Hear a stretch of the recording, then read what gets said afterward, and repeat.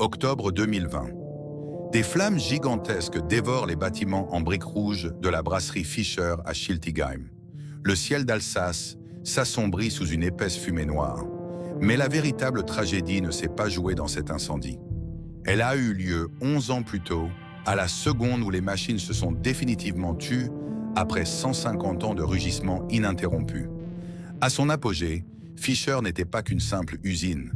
C'était le cœur battant de la Cité des Brasseurs, un empire audacieux qui a révolutionné le marché mondial en inventant la Desperados, une bière qui génère aujourd'hui des milliards de dollars. Pourtant, en 2009, tout a été balayé. Les cuves se sont vidées, des centaines d'ouvriers ont franchi les grilles pour la dernière fois. L'empire est passé de la gloire absolue au néant. Comment une entreprise signe-t-elle son propre arrêt de mort en créant l'un des produits les plus rentables au monde? Ce n'est pas la faillite, ce n'est pas la crise, c'est le prix fatal d'un succès démesuré. Schiltigheim, Alsace. Voici l'histoire de la chute de Fischer. Strasbourg, 1821. Les guerres napoléoniennes viennent à peine de s'achever, laissant derrière elles une Europe en pleine reconstruction. Dans les rues étroites et pavées de la ville, le bruit sourd des charrettes tirées par des chevaux de trait résonne dès les premières lueurs de l'aube. Dans l'air glacial de l'hiver alsacien, une odeur lourde, singulière et réconfortante flotte au-dessus des tours à colombage, celle du malt grillé et du houblon amer. C'est ici, dans l'effervescence de la rue des Drapiers, qu'un homme nommé Jean-Léonard Fischer décide de lier son destin à celui d'une boisson millénaire. Il fonde la brasserie de l'Ours Blanc. À cette époque, brasser de la bière n'a rien d'une industrie de masse. C'est un acte de foi, un artisanat brutal, presque une forme d'alchimie précaire, où l'homme est constamment à la merci des éléments. Chaque goutte produite est le fruit d'un labeur physique éreintant. Les ouvriers de Fischer, vêtus de lourds tabliers de cuir, manient d'immenses pelles en bois pour remuer le grain dans des cuves d'eau bouillante, le visage perpétuellement masqué par des nuages de vapeur épaisse. L'effort est colossal, mais la véritable menace ne réside pas dans l'épuisement des corps. Elle est invisible. Au début du 19e siècle, la fermentation basse, la méthode germanique prisée qui donne à la bière alsacienne sa clarté cristalline, son goût pur et sa capacité de conservation, exige un froid constant et absolu. Sans la technologie de réfrigération artificielle qui n'existe pas encore, l'hiver est le seul allié du brasseur. La survie de la brasserie L'Ours Blanc dépend littéralement de la glace. Dès que les températures chutent, des armées d'ouvriers sont envoyées sur les rivières gelées et les étangs environnants. Dans un froid à fendre les pierres, ils signent de gigantesques blocs de glace, risquant à tout moment de glisser et d'être engloutis par les eaux noires et glaciales. Cette glace est ensuite transportée à la force des bras et entassée dans les caves peu profondes de Strasbourg pour refroidir les fûts de bière pendant les mois les plus chauds. Mais l'équilibre est terrifiant. Dès que le printemps apporte ses premières chaleurs précoces, une angoisse silencieuse s'empare de Jean-Léonard Fischer. Une simple brise tiède s'infiltrant dans les caves, une légère hausse de température, et des bactéries invisibles peuvent proliférer en quelques heures. Des mois de labeur et d'investissement se transforment alors en un liquide aigre, imbuvable et sans valeur.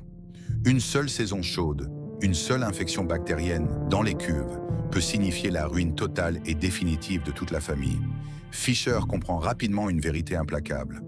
Pour survivre et prospérer, il ne peut plus se battre contre la nature, il doit la dompter. Et les murs étroits de Strasbourg, avec ses caves exiguës et peu profondes, l'étouffent. La ville ne peut plus contenir son ambition. Il tourne alors son regard vers le nord, au-delà des fortifications de la cité, vers un petit village agricole qui semble, à première vue, insignifiant, Schiltigheim. Nous sommes en 1854. Jean-Léonard Fischer prend une décision radicale, un pari insensé qui va redessiner la géographie industrielle de toute la région. Il décide de déraciner l'intégralité de sa production pour l'installer à Schiltigheim. Pourquoi ce village terne? La réponse ne se trouve pas à la surface, mais sous terre. Le sol de Schiltigheim est un miracle géologique. Sous les champs de blé se cachent d'immenses nappes phréatiques d'une pureté exceptionnelle, le sang même de toute grande bière. Mais surtout, le terrain est composé d'une roche parfaite pour être creusée. Des terrassiers sont engagés pour éventrer la terre. Ils descendent dans les profondeurs, à 12, parfois 15 mètres sous la surface, pour y tailler d'immenses galeries voûtées.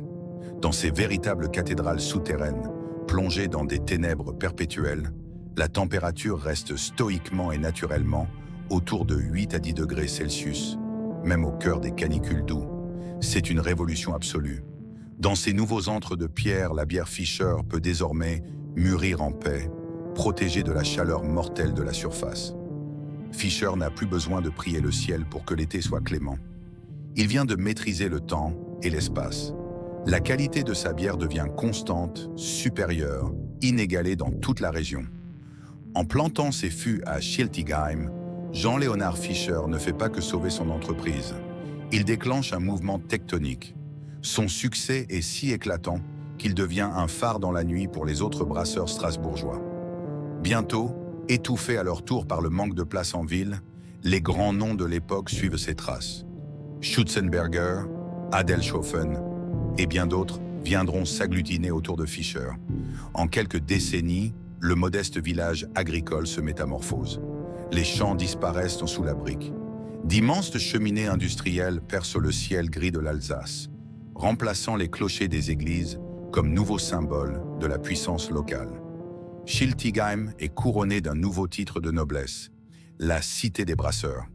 Les rues ne sentent que plus le foin, mais le houblon bouillant. Les habitants ne vivent plus seulement pour la bière, ils vivent par et pour la brasserie Fischer, qui devient le principal employeur et le cœur battant de la communauté. C'est la fondation d'un empire d'une solidité redoutable. Un âge d'or qui ne repose ni sur des stratégies financières, ni sur du marketing, mais sur l'eau pure, la roche froide et la sueur des pionniers. Fischer a coulé ses fondations dans le roc pour qu'elles durent 1000 ans. Le succès est total. L'avenir semble invincible. Mais dans l'histoire de l'industrie, aucune forteresse n'est imprenable. Si les murs de pierre de Schiltigheim ont su protéger la bière des caprices du climat, ils ne pourront rien contre les tempêtes invisibles du capitalisme moderne, qui, un siècle plus tard, s'apprêtent à tout dévorer. À l'aube du XXe siècle, Schiltigheim n'est plus le paisible village agricole d'autrefois. C'est un titan de pierre, de fer et de vapeur. Au cœur de cette nouvelle cité des brasseurs, la brasserie Fischer règne en maître absolu. L'entreprise fondée par Jean-Léonard Fischer a muté pour devenir une colossale machine industrielle. Le grondement sourd des chaudières crache une fumée blanche et épaisse qui se mêle perpétuellement aux nuages bas du ciel alsacien. La douce odeur de malt torréfié et de houblon en ébullition enveloppe les rues environnantes, dictant la respiration de toute la commune. Les immenses cuves en cuivre rutilant avalent des tonnes de céréales dorées, acheminées par un balai incessant de trains de marchandises. L'artisanat des caves sombres de Strasbourg semble bien loin. Fischer est désormais un empire. Cependant, la première moitié du XXe siècle en Alsace est tout sauf un fleuve tranquille. C'est une terre meurtrie, tiraillée entre deux grandes puissances, déchirée par l'histoire avec un grand H. Tour à tour allemande, après la guerre franco-prussienne de 1871, puis redevenue française au lendemain des massacres de la Première Guerre mondiale en 1918, l'Alsace est en quête permanente de son identité. Pour survivre à ces bouleversements géopolitiques fracassants, une entreprise locale ne peut pas se contenter de vendre un simple produit de consommation, elle doit incarner l'âme résiliente de sa région. Consciente de cet enjeu vital, la direction de la brasserie comprend qu'elle doit forger un lien émotionnel indéfectible avec son peuple. En 1918, pour marquer son ancrage local, la brasserie revendique fièrement son nom, Fischer, qui signifie pêcheur dans le dialecte alsacien. Mais la véritable étincelle, le coup de génie absolu qui va graver la marque dans l'inconscient collectif de toute une nation, survient en 1934. Cette année-là, Fischer donne naissance à une icône intemporelle, le Fischer Männele. C'est un petit bonhomme blond et joufflu, coiffé d'un bonnet tricoté traditionnel, assis à califourchon sur un tonneau de bois massif, brandissant fièrement une chope de bière mousseuse. Ce n'est pas un simple logo dessiné à la hâte par un bureau d'études parisien. Le Fischer Männele est le miroir dans lequel les Alsaciens se regardent et se reconnaissent. Il incarne la joie de vivre, la rusticité, l'indépendance farouche et la générosité d'une terre qui a pourtant tant souffert. Très vite, Ce petit personnage s'échappe des affiches publicitaires pour s'inviter dans chaque foyer, sur chaque table, devenant un membre à part entière des familles de la région. Mais Fisher ne s'arrête pas à une image visuelle. L'entreprise comprend que la tradition doit aussi se toucher et s'entendre. Alors que le monde industriel moderne se rue frénétiquement vers la standardisation à outrance, adoptant massivement la capsule métallique jetable et peu coûteuse, Fisher prend une décision à contre-courant. Elle fait de sa bouteille une expérience sensorielle en sanctuarisant le fameux bouchon mécanique. Ce système de fermeture emblématique, composé d'un bouchon en porcelaine blanche, d'un joint en caoutchouc rouge et d'une armature en fil de fer galvanisé, devient la signature absolue de la brasserie. Ouvrir une bouteille de Fisher n'est pas un geste banal, c'est un rituel profondément ancré dans la culture locale. Il y a d'abord le poids rassurant de la lourde bouteille en verre gravée dans la paume de la main. Ensuite, la pression du pouce sur le levier métallique qui résiste avec justesse. Et enfin, la récompense, le célèbre plop. Ce claquement sec, libérant soudainement le gaz sous pression, résonne dans tous les bistrots, toutes les fêtes de village, tous les repas du dimanche en Alsace. Ce son unique est la voix de Fisher.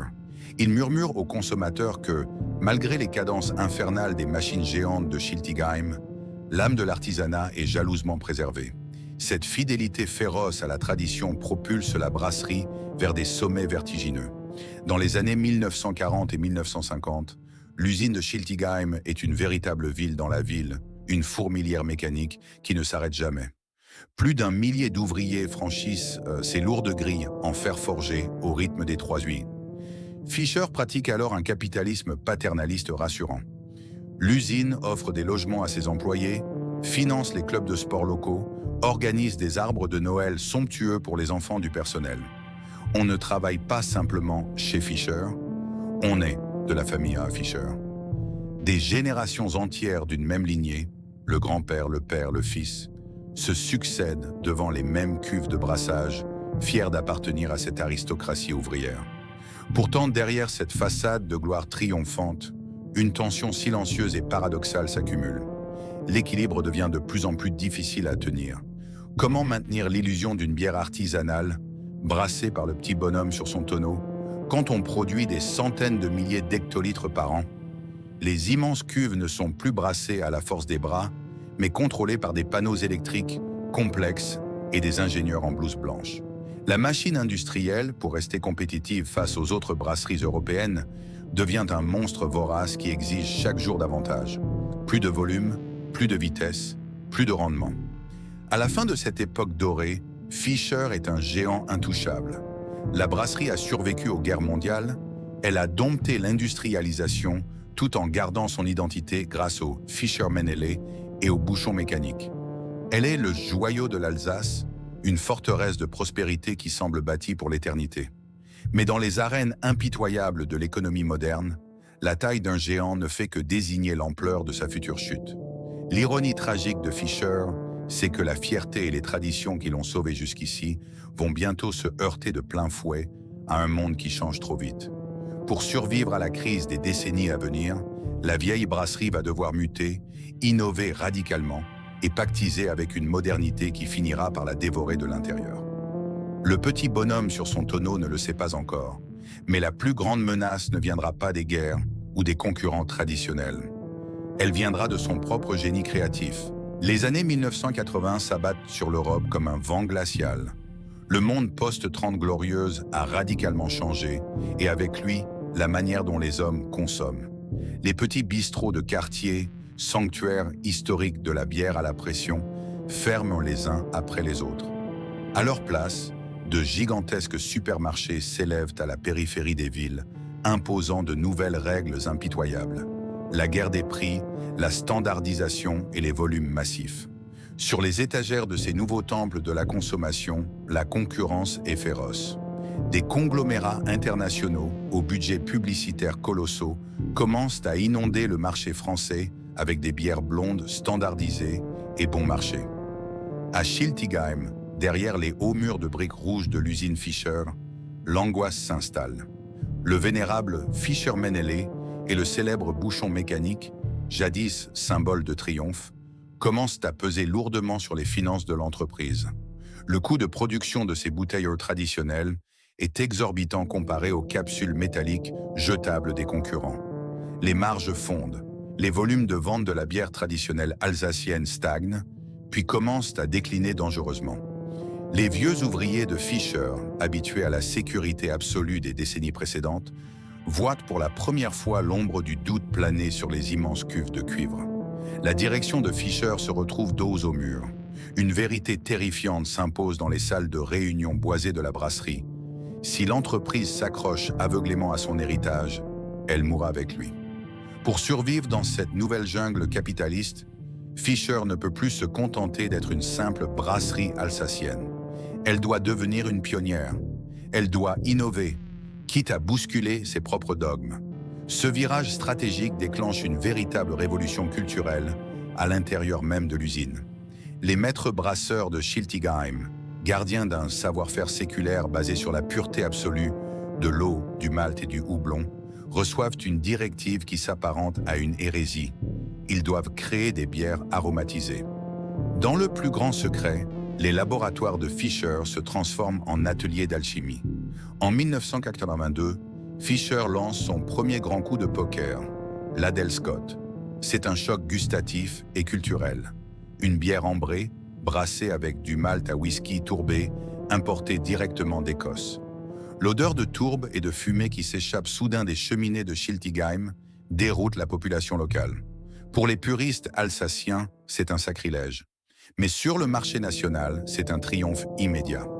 L'Adelscott séduit une nouvelle clientèle, urbaine et sophistiquée, qui cherche une alternative aux bières blondes insipides. Les lignes de production tournent à nouveau à plein régime. L'usine respire. Les emplois sont sauvés. Mais ce sursis n'est qu'une illusion temporaire. Le succès de l'Adelscott prouve à la direction que la survie de Fischer réside désormais dans les bières de spécialité. L'entreprise a goûté aux fruits défendus de l'innovation de rupture. Elle ne peut plus s'arrêter. Sans le savoir, en cherchant à fuir la faillite, Fischer vient d'amorcer la machine infernale qui causera sa propre perte. Une décennie plus tard, au milieu des années 1990, le marché mondial de la bière subit une nouvelle mutation. La génération X et les jeunes adultes se détournent de la bière traditionnelle de leur père, qu'ils jugent amère et démodée. Ils veulent de la fête, de l'exotisme, du sucre et de la transgression. Les ingénieurs et les experts en marketing de Fischer observent cette tendance avec une attention fébrile. Ils savent qu'ils doivent frapper un coup encore plus fort que l'Adelscott. Ils doivent créer un produit qui ne s'adresse pas aux puristes, mais au monde de la nuit. En 1995, dans le secret des laboratoires de Schiltigheim, une recette improbable voit le jour.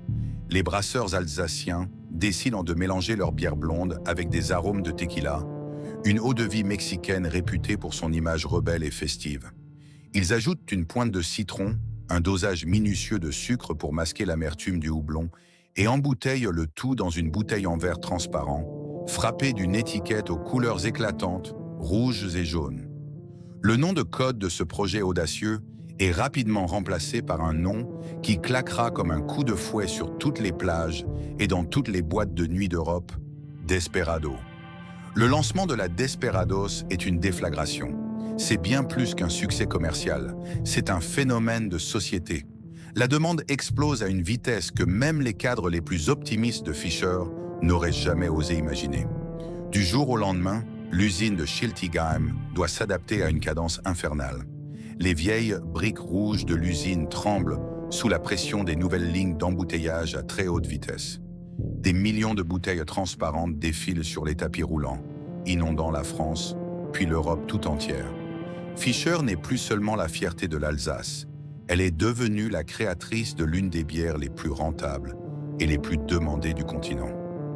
L'argent coule à flot. L'entreprise semble intouchable, perchée au sommet de sa nouvelle gloire. Mais dans l'ombre, ce triomphe absolu se transforme en un piège mortel. Dans l'écosystème impitoyable de l'industrie mondiale, une petite entreprise régionale indépendante n'a pas le droit de détenir une poule aux œufs d'or d'une telle ampleur. La Desperados attire irrémédiablement l'attention des prédateurs. Depuis leurs sièges sociaux de verre et d'acier, les géants multinationaux de la bière scrutent les graphiques de vente vertigineux de Fischer. Il ne voit plus une brasserie artisanale à l'histoire touchante. Il voit une cible hautement stratégique. Il voit une marque mondiale qui pourrait rapporter des milliards à condition de l'arracher des mains de ses créateurs alsaciens pour l'intégrer dans un réseau de distribution globale. Fischer vient de commettre l'erreur la plus tragique du capitalisme. Elle a créé un produit beaucoup trop grand pour elle. L'innovation qui devait sauver l'indépendance de l'usine vient de se transformer en un phare éblouissant, signalant sa position au requin de la finance. Les jours de l'indépendance sont désormais comptés. Le compte à rebours a commencé. Le grand prédateur a déjà senti l'odeur du sang et il s'appelle Heineken. L'année 1996 marque une rupture brutale, presque traumatique, dans l'histoire centenaire de Schiltigheim. Le triomphe foudroyant de la Desperados, cette bière à la tequila inventée dans le plus grand secret pour sauver la brasserie, a transformé Fischer en une proie irrésistible. Sur l'échiquier mondial de l'industrie brassicole de la fin du XXe siècle, les règles sont d'une limpidité cruelle. Mange ou sois mangé. Et Fischer, malgré sa taille imposante à l'échelle de l'Alsace et sa production massive, n'est qu'un menu fretin face au léviathan financier qui domine le globe. Le grand prédateur qui fond sur la cité des brasseurs vient du Nord. C'est le géant néerlandais Heineken. L'annonce de l'acquisition fait l'effet d'une onde de choc d'une violence inouïe.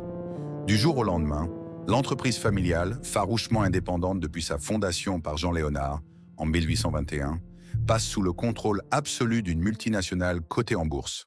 Dans les rues de Schiltigheim, l'atmosphère s'alourdit instantanément.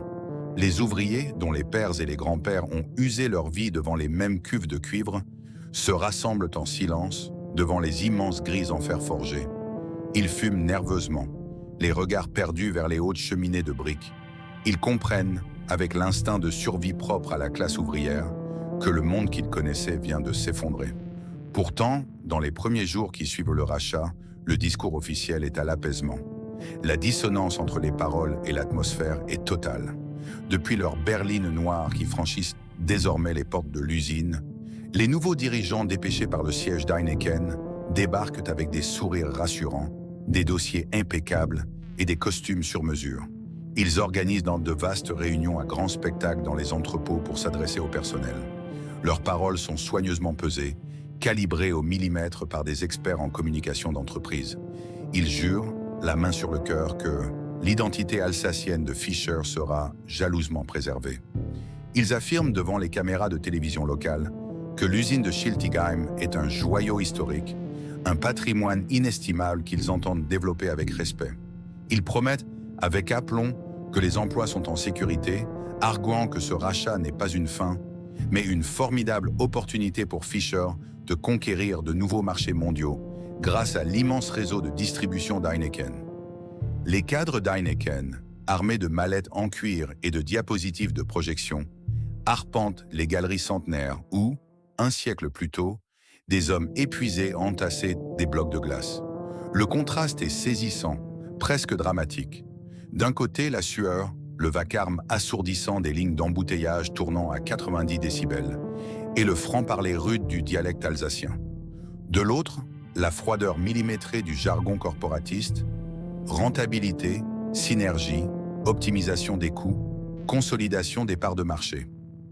Mais dans la pénombre des ateliers de brassage, là où flotte en permanence l'odeur âcre et chaude du malt, la méfiance est viscérale. Les vieux maîtres brasseurs écoutent ces belles promesses avec un scepticisme glacial. Ils connaissent la musique. Ils savent pertinemment que lorsqu'un mastodonte financier engloutit une entreprise régionale à coups de millions, ce n'est jamais par philanthropie ni par amour du patrimoine. Le loup est entré dans la bergerie. Et très vite, l'illusion va se dissiper. Dès les mois qui suivent, la véritable nature de l'acquisition commence à se dessiner.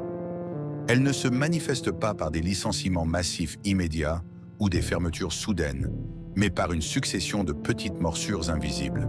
C'est la stratégie de l'étouffement lent, l'effacement programmé de l'âme d'une entreprise. La première victime de cette nouvelle ère est la culture d'entreprise elle-même. Le capitalisme paternaliste, qui faisait la fierté absolue de Fischer et garantissait une paix sociale inébranlable et méthodiquement démantelée. Les événements festifs, le soutien inconditionnel aux clubs sportifs de la ville, l'esprit de famille qui liait intimement la direction aux ouvriers, Tout cela est soudainement passé au crible impitoyable des tableaux Excel. Ce qui ne génère pas de profit immédiat et mesurable est jugé superflu, puis froidement supprimé. Les anciens directeurs locaux, ceux qui connaissaient le prénom de chaque cariste, de chaque mécanicien et les histoires de leur famille, sont progressivement poussés vers la sortie, mis en retraite anticipée ou marginalisés dans des placards dorés. Le centre de gravité du pouvoir quitte définitivement la brique rouge de l'Alsace pour les tours de verre. Les décisions qui scellent le sort quotidien et stratégique de l'usine ne sont plus prises à Schiltigheim, mais à Paris ou à Amsterdam. Elles sont dictées par des hommes et des femmes qui n'ont jamais mis les pieds dans une salle de brassage saturée de vapeur et qui ne boivent peut-être même pas la bière qu'ils commercialisent. Le choc psychologique pour les centaines de salariés est dévastateur. Ils réalisent avec effroi qu'ils ont perdu la maîtrise totale de leur destin. Le Fisherman Ailé, ce petit bonhomme sur son tonneau qui incarnait la résilience et la joie de vivre de toute l'Alsace, n'est plus qu'un vulgaire actif immatériel, une marque de portefeuille appartenant exclusivement à des actionnaires lointains. Pire encore, la dynamique industrielle s'inverse insidieusement.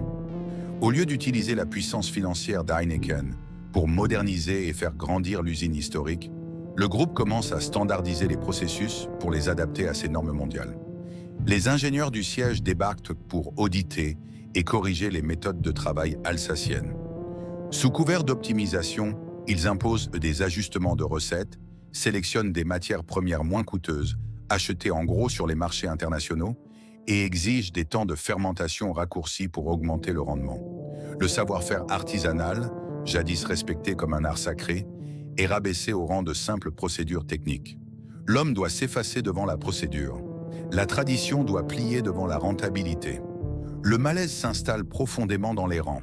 Les ouvriers viennent pointer chaque matin avec une boule au ventre, constatant impuissants que la qualité, jadis leur fierté absolue, est sacrifiée sur l'autel de la marge opérationnelle.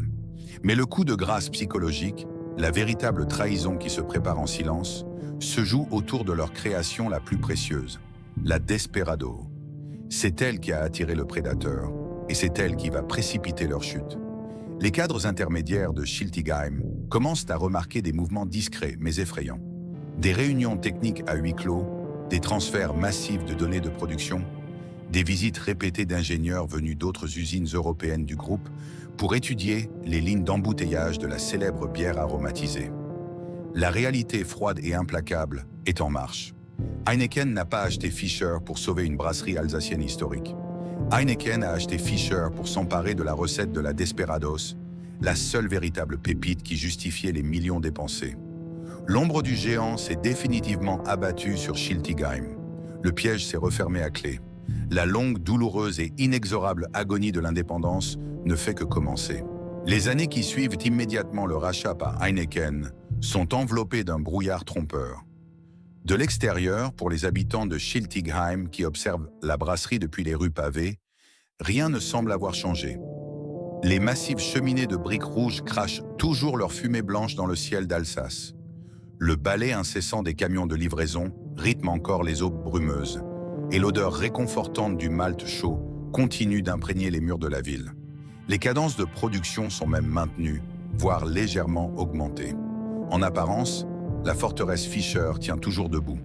Mais à l'intérieur, derrière les hautes grilles en fer forgé, l'âme de l'usine est en train d'être méthodiquement siphonnée.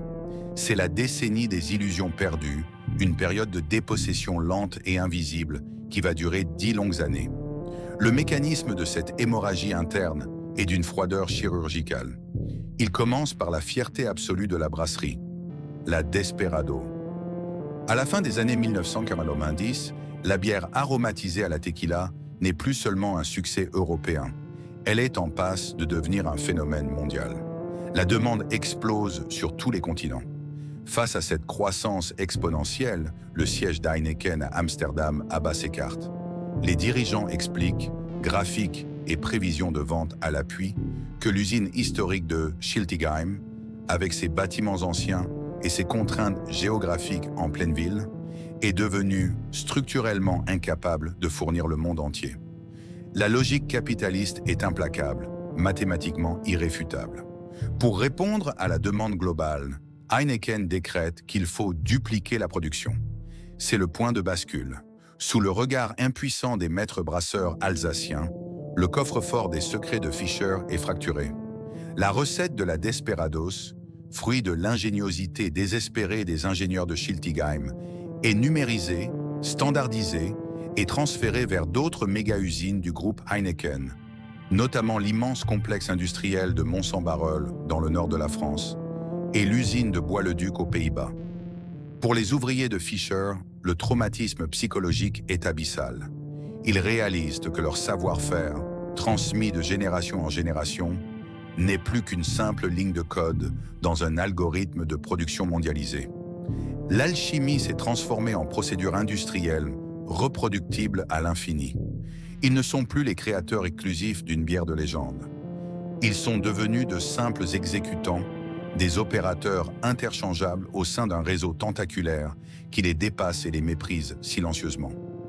Dès lors, la dynamique de déclin s'installe comme un poison lent. Puisque la Desperados peut désormais être brassée n'importe où, pourquoi la direction internationale investirait-elle encore dans les vieilles infrastructures de l'Alsace?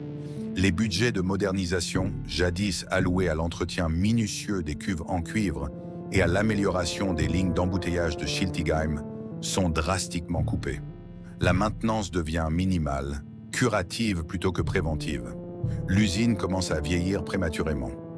Pendant ce temps, les volumes de production de Fischer, la bière traditionnelle alsacienne, continuent de s'éroder face à la standardisation du marché. Le Fischer Männele, autrefois omniprésent, voit son espace publicitaire réduit à néant. Heineken concentre ses milliards d'investissements marketing sur ses propres marques phares internationales, laissant la marque Fischer s'étioler dans les rayons des supermarchés. L'entreprise alsacienne, jadis reine de son territoire, est rétrogradée au rang de simple marque de niche régionale dans l'immense catalogue du groupe néerlandais. Les années 2000 s'écoulent dans une atmosphère de sursis permanent. Les couloirs de la direction locale, autrefois bouillonnants d'idées et de projets audacieux, résonnent désormais d'un silence de cathédrale. Les anciens cadres dirigeants ont tous été remplacés par des gestionnaires de transition, des hommes en costume gris dont l'unique mission est de maintenir la paix sociale tout en optimisant les coûts jusqu'à la dernière goutte. Le capitalisme paternaliste, qui assurait la cohésion de l'usine depuis un siècle, est définitivement mort. Les ouvriers viennent travailler la peur au ventre, guettant chaque rumeur, chaque visite de cadre venue du siège, comme le présage d'une catastrophe imminente. En 2007, l'illusion n'abuse plus personne. La brasserie Fischer n'est plus qu'une coquille vide, un fantôme industriel qui hante ses propres murs. Le parasite financier a entièrement dévoré son hôte. L'usine de Schiltigheim a été vidée de sa substance créative, privée de ses investissements cruciaux et dépossédée de son produit le plus rentable. Tout est désormais en place. Heineken a extrait l'ADN de Fischer et l'a mis en sécurité dans ses propres bastions. L'usine alsacienne n'a plus aucune utilité stratégique pour la multinationale. Elle n'est plus qu'une charge financière, une ligne rouge encombrante sur les bilans comptables annuels. Le prétexte économique pour procéder à l'amputation est minutieusement préparé. Le couperet, aiguisé pendant 10 ans dans l'ombre des salles de conseil d'administration, est prêt à s'abattre. L'année 2008 s'ouvre sur un monde en pleine tourmente. La crise financière mondiale frappe aux portes de l'Europe et dans les hautes sphères du capitalisme, la panique dicte de nouvelles règles. À Amsterdam, au dernier étage du siège d'Heineken, le silence ouaté des salles de conseil contraste violemment avec le fracas des usines. Autour de l'immense table en acajou, le sort de milliers de vies se résume à quelques colonnes de chiffres sur des présentations lumineuses. Pour rassurer des actionnaires devenus fébriles, le groupe lance un vaste plan de restructuration européen. Le mot d'ordre est clinique, dénué de toute émotion, rationaliser. C'est ici, dans cette atmosphère aseptisée, que tombe la sentence. Le paradoxe est d'une cruauté absolue.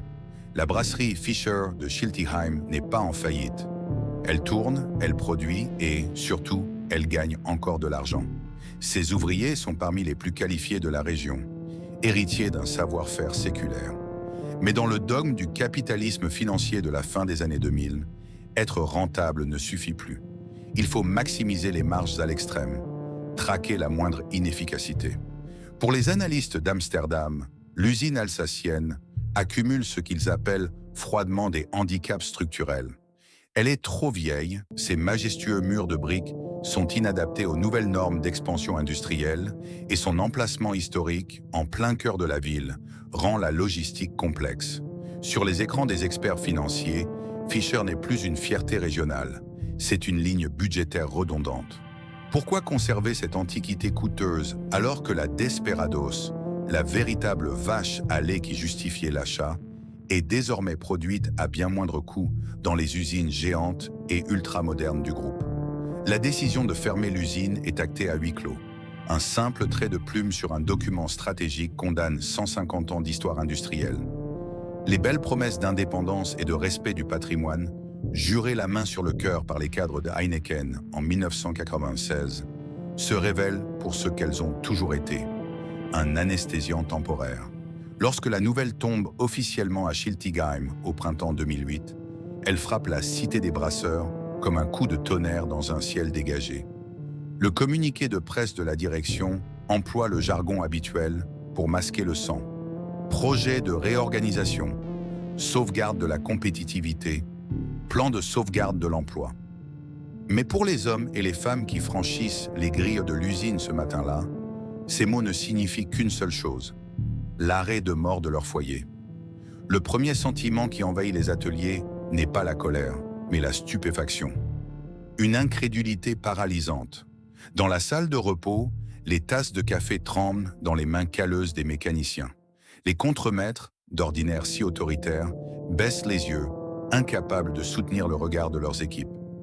Certains pleurent silencieusement dans les vestiaires, réalisant que le métier qu'ils ont appris de leur père va disparaître avec eux. Le bruit assourdissant des lignes d'embouteillage semble soudain résonner dans le vide. La trahison est totale. Le prédateur ne s'est pas contenté de voler leur trésor. Il a décidé de brûler le château après l'avoir pillé. Une fois la stupeur passée, c'est une vague de rage pure qui submerge Schiltigheim.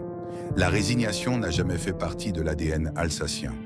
Très vite, les bruits rythmiques des machines sont remplacés par le vacarme chaotique des rassemblements syndicaux.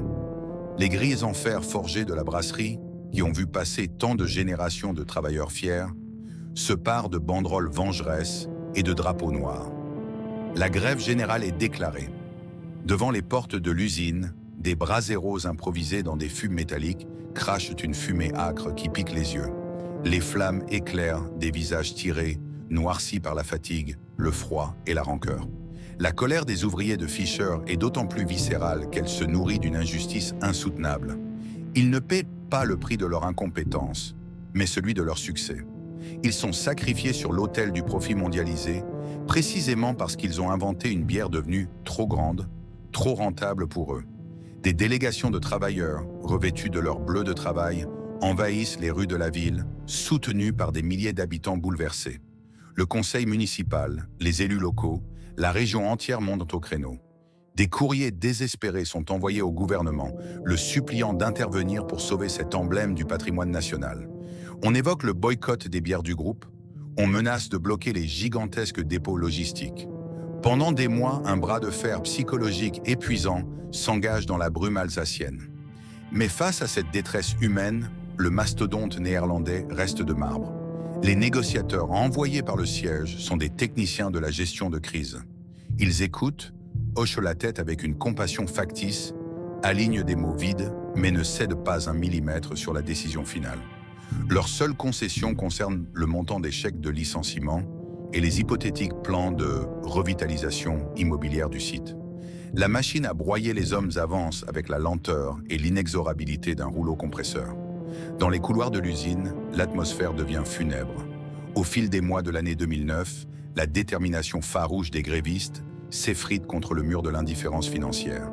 Les comptes en banque se vident, les familles se déchirent ou sous la pression du chômage imminent. L'espoir enflammé des premiers jours laisse peu à peu la place à un désespoir muet. L'un après l'autre, les ateliers historiques sont mis à l'arrêt. Le cœur de Fisher ralentit. La direction impose le démontage progressif des outils de production les plus modernes, expédiés sur des camions comme des trophées de guerre vers d'autres usines du groupe. Voir ces machines, qu'ils ont réglées et entretenues avec tant de soin, être arrachées du sol et de vécues comme une véritable mutilation par les ouvriers. L'Empire Fisher ne meurt pas dans une bataille épique, Il est démembré vivant, méthodiquement, froidement, dans le respect strict du droit corporatif. Le verdict prononcé dans le confort feutré d'une salle de réunion amstello-damoise s'est transformé en un désastre humain irréversible. La sentence est exécutée. Il ne reste plus qu'à attendre le dernier acte, le jour où les lumières s'éteindront pour l'éternité. L'hiver 2009 s'abat prématurément sur la plaine d'Alsace, apportant avec lui un froid mordant qui semble figer le temps. À Schiltigheim, le ciel bas et gris pèse lourdement sur les toits d'ardoise et les cheminées de briques rouges. Mais à l'intérieur de la brasserie Fischer, le climat est infiniment plus glacial. Les longs mois de grève, de négociations stériles et de manifestations désespérées ont épuisé les dernières réserves de combativité. La décision du siège néerlandais est irrévocable, validée par les tribunaux de commerce. Le démantèlement, entamé l'année précédente, touche désormais à sa fin. Il ne reste plus qu'une poignée d'irréductibles, les techniciens les plus expérimentés, gardés sur place pour accompagner l'usine vers son trépas. Le jour du dernier brassin n'est marqué par aucune cérémonie officielle, aucun discours de la direction. C'est un deuil intime, vécu dans le huis clos des immenses salles de production. Tôt le matin, sous la lumière blafarde des néons industriels, les maîtres brasseurs entament leur rituel pour l'ultime fois. Les gestes sont mécaniques, précis, mais d'une lenteur inhabituelle. Chaque mouvement est chargé d'une gravité silencieuse. Le grain est versé. L'eau pure de la nappe phréatique de Schiltigheim, ce trésor géologique qui avait convaincu Jean-Léonard Fischer de s'installer ici un siècle et demi plus tôt, inonde les immenses cuves en cuivre rutilant. La chaleur monte, la vapeur envahit la pièce, et bientôt, cette odeur si caractéristique, ce parfum épais et réconfortant de malt grillé et de houblon amer, emplit l'espace. Pendant 150 ans, cette odeur a été la signature olfactive de toute une ville. Elle a imprégné les vêtements, les maisons et la peau de plusieurs générations d'ouvriers. Pour les hommes présents ce jour-là, respirer cette vapeur une dernière fois est une torture psychologique. C'est l'odeur de leur jeunesse, de leur fierté, de leur héritage familial qui s'évapore sous leurs yeux. Dans l'atelier de fermentation, les vieux ouvriers se déplacent comme des fantômes. Le silence entre les hommes est lourd, presque palpable. Personne ne trouve les mots justes pour qualifier l'injustice de la situation. On ne parle plus des millions d'hectolitres produits, ni des records de vente de la Desperados qui continuent, au même instant, d'enrichir le groupe depuis d'autres usines lointaines. Les regards se croisent, fuyants, embués de larmes que la pudeur ouvrière interdit de verser. On touche une dernière fois les rambardes métalliques usées par le passage d'innombrables mains. On mémorise les cadrans, les vannes, les tuyauteries complexes qui formaient le système nerveux de ce géant de fer. La bière termine son cycle. Elle est filtrée, limpide, parfaite. C'est un produit d'une qualité irréprochable, le témoignage ultime d'un savoir-faire qui refuse de mourir dans la médiocrité. Mais cette excellence résonne comme la plus cruelle des ironies. On s'apprête à débrancher une machine qui fonctionne à la perfection, simplement parce qu'une équation financière, tracée à des centaines de kilomètres de là, l'a jugée obsolète. Le liquide doré est dirigé vers les lignes d'embouteillage. Le compte à rebours final vient de s'enclencher. L'agonie de l'usine entre dans sa toute dernière phase. La dernière ligne d'embouteillage encore en activité est un monstre d'acier crachant un fracas assourdissant. Depuis des décennies, ce grondement mécanique, frôlant les 90 décibels, était le rythme cardiaque de Schiltigheim. Un bruit rassurant qui signifiait que l'usine vivait, que les salaires seraient payés, que l'empire Fischer tenait bon.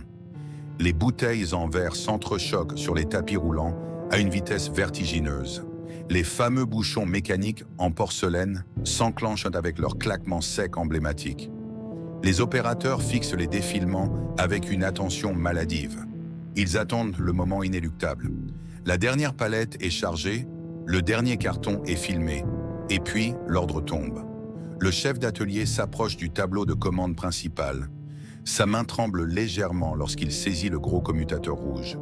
D'un geste sec, il coupe l'alimentation générale. Ce qui se produit à cet instant est un choc sensoriel d'une violence inouïe. Le rugissement industriel ne s'arrête pas net, il décélère. Le gémissement des courroies s'allonge, le cliquetis des convoyeurs s'espace. Le souffle des compresseurs d'air s'étouffe dans un long soupir mécanique. Puis, c'est le silence. Un silence absolu, massif, terrifiant. Pour la première fois depuis l'arrivée de Jean-Léonard Fischer en 1854, il n'y a plus aucun bruit dans les bâtiments de production. Ce vide sonore écrase les tympans des ouvriers présents. Dans cette absence de bruit, on n'entend plus que les respirations saccadées, les pas lourds sur les grilles métalliques et quelques sanglots étouffés. Le cœur de la cité des brasseurs vient de cesser de battre. L'usine n'est plus un lieu de production. Elle vient de se transformer instantanément en un mausolée industriel, un cadavre de briques et d'acier. Lentement, les derniers salariés se dirigent vers les vestiaires. Ils retirent leurs bleus de travail pour la dernière fois, les plient soigneusement et les laissent dans des casiers qui ne s'ouvriront plus. Ils marchent dans les grandes allées extérieures, balayés par le vent glacial de l'hiver. Personne ne se retourne. Le poids du chagrin est trop lourd. Ils franchissent les immenses grilles en fer forgé. Dehors, la ville de Schiltigheim semble retenir son souffle. Le directeur du site de transition, accompagné d'un huissier de justice, tire les lourds battants métalliques. Le bruit sinistre d'une grosse chaîne en acier s'enroulant autour des barreaux résonne dans la rue déserte. Un cadenas massif est verrouillé. L'Empire Fischer est physiquement mort. Il n'a pas été terrassé par une crise économique foudroyante ou par un manque de demande. Il a été étouffé par son propre succès, vampirisé par la logique d'un système qui privilégie la rentabilité globale au détriment de l'enracinement local. Derrière ces grilles, désormais closes, les cuves sont vides, les machines sont à l'arrêt et le silence règne en maître. Mais si les hommes sont partis et que le vacarme a cessé, l'histoire du site n'est pas tout à fait terminée. Abandonnés à leur sort, livrés aux intempéries et au temps qui ronge, ces bâtiments majestueux vont bientôt connaître un destin encore plus sombre, une ultime tragédie qui achèvera d'effacer les traces de ce qui fut, jadis, la gloire de l'Alsace. Une fois les lourdes grilles en fer forgé définitivement verrouillées au début de l'année 2010, un nouveau chapitre, particulièrement sinistre, s'ouvre pour le site de Schiltigheim. Le vacarme mécanique et la ferveur humaine cèdent la place au triomphe silencieux de l'abandon. Ce qui était autrefois le cœur palpitant de la cité des brasseurs, une forteresse de briques rouges grouillantes de vie, se transforme rapidement en un immense cadavre de pierre au beau milieu de la ville. Le lent processus de décomposition d'un patrimoine industriel centenaire vient de commencer. Dans les premières années qui suivent la fermeture, le contraste est saisissant et douloureux pour les habitants. La nature, avec une persévérance implacable, reprend ses droits sur le béton et l'acier. Les herbes folles percent le bitume des vastes cours de chargement où défilaient jadis des centaines de camions. La mousse verdâtre envahit les murs centenaires, tandis que les immenses cheminées, qui crachaient autrefois une vapeur symbole de prospérité, ne sont plus que des tours mortes pointées vers le ciel gris de l'Alsace. L'odeur rassurante du malt chaud, qui flottait dans l'air depuis 1854, a été remplacée par l'effluve âcre de la rouille, de l'humidité et de la poussière. À l'intérieur des bâtiments désertés, le spectacle est celui d'une apocalypse figée. Les vastes salles de brassage, autrefois maintenues dans un état de propreté clinique, sont livrées aux courants d'air et aux pillards. Les cuves en cuivre restantes se ternissent, la peinture s'écaille et tombe en lambeaux sur les carrelages brisés. Très vite, le site devient le terrain de jeu des explorateurs urbains et, plus tragiquement, des vandales. Les vitraux et les grandes verrières industrielles volent en éclats, laissant la pluie et la neige s'infiltrer dans les entrailles de l'usine. Les archives abandonnées, des registres comptables aux anciens croquis du Fischer-Mennele, pourrissent à même le sol. Chaque vitre brisée, chaque tag sur les murs de briques résonne comme une insulte supplémentaire à la mémoire des milliers d'ouvriers qui y ont consacré leur vie. Pendant une décennie, ce mastodonte à l'agonie hante le quotidien de Schiltigheim. Les anciens salariés de Fischer, qui habitent encore dans les rues adjacentes, évitent de passer devant les grilles. Voir l'œuvre de leur père et de leur grand-père se désagréger lentement est une torture psychologique quotidienne. Pendant ce temps, les tractations vont bon train dans les bureaux climatisés de la mairie et des promoteurs immobiliers. Comment réhabiliter un tel espace géant? Les projets se succèdent, se heurtent aux réalités financières et aux contraintes de dépollution. L'usine reste là, en suspens, victime de la lenteur administrative et de l'indifférence d'un système économique qui, après avoir vidé les lieux de leur substance, se désintéresse de la carcasse. Mais le destin réserve à Fisher une fin encore plus cruelle qu'une lente agonie. L'effacement du patrimoine va s'achever dans la violence. La nuit du 20 octobre 2020 marque le point culminant de ce désastre patrimonial. Un incendie d'une ampleur terrifiante se déclare dans les étages supérieurs des anciens bâtiments de Maltage, déserts depuis plus de 10 ans. Le feu, alimenté par les planchers en bois centenaires et les toitures asséchées, se propage à une vitesse fulgurante. En quelques minutes, des flammes gigantesques, atteignant plusieurs dizaines de mètres de haut, déchirent la nuit alsacienne. L'ironie tragique de cet événement est saisissante. Là où, un siècle plus tôt, les hommes bravaient le froid glacial pour extraire de la glace afin de protéger la bière, c'est désormais un brasier incontrôlable qui dévore l'héritage. Le ciel de Schiltigheim s'embrase d'une lueur orange apocalyptique. Une fumée noire et épaisse enveloppe la ville, rappelant, de manière macabre, la fumée des grandes années industrielles. Les pompiers, mobilisés par dizaines, luttent toute la nuit avec l'énergie du désespoir, mais les flammes sont trop puissantes, les structures trop fragilisées. Au petit matin, lorsque le brasier est enfin maîtrisé, le bilan visuel est dévastateur. Les toitures se sont effondrées, engloutissant dans leur chute des décennies d'architecture industrielle. Les murs de briques rouges, noircis et éventrés, menacent de s'écrouler. Cet incendie n'est pas qu'un simple fait divers ou la destruction d'un bâtiment désaffecté. Pour la population locale, et surtout pour les anciens ouvriers, c'est le coup de grâce psychologique. Les flammes n'ont pas seulement consumé des poutres et des briques, elles ont réduit en cendres la mémoire physique d'un empire. Le brasier de 2020 a accompli ce que le capitalisme financier avait amorcé en 2009. La destruction totale et définitive du sanctuaire Fisher. Il ne reste plus rien de l'illusion romantique de la brasserie indépendante. La cité des brasseurs vient de perdre définitivement son âme, volatilisée dans un nuage de cendres au-dessus de la plaine d'Alsace. Aujourd'hui, dans les rayons des supermarchés, de Paris à Tokyo en passant par Buenos Aires, s'alignent par millions des bouteilles transparentes au logo éclatant, rouge et jaune. La Desperados est devenue un titan absolu de l'industrie mondiale des boissons. Vendue dans plus de 85 pays, elle génère des milliards d'euros de chiffre d'affaires annuel. Elle est la reine incontestée des soirées étudiantes, le sponsor officiel des plus grands festivals de musique d'été et l'un des moteurs de croissance les plus puissants du groupe Heineken. Mais sur ces bouteilles, qui inondent la planète, il n'y a plus la moindre mention de Schiltigheim. Le nom de Fisher a été méticuleusement gommé de l'histoire officielle du produit. Le triomphe planétaire de la Desperados est devenu l'illustration parfaite et cruelle du capitalisme d'extraction.